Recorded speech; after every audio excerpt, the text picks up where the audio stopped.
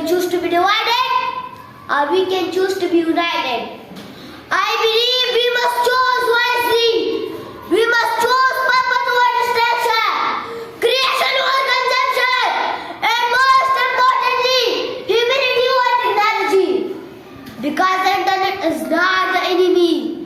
It is the It is the tool.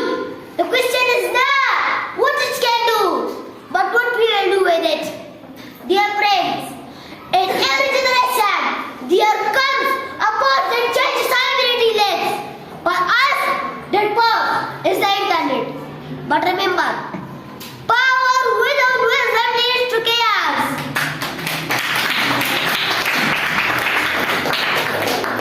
So, let us rise above the noise. Let us claim our time. Let us guard our minds.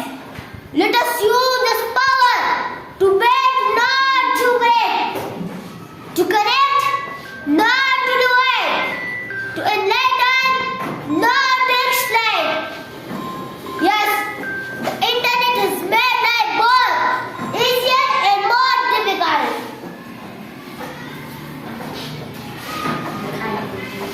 Yes, the internet has made life easier. Easier to connect, easier to learn, easier to dream.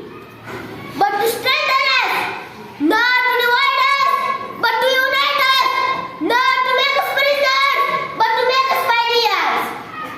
We have the power to create a digital world that reflects our highest values: truth, compassion, and courage.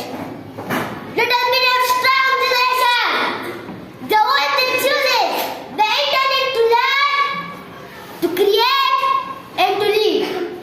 So, my dear friends, the power is in our hands. The choice is ours. Let us use it wisely.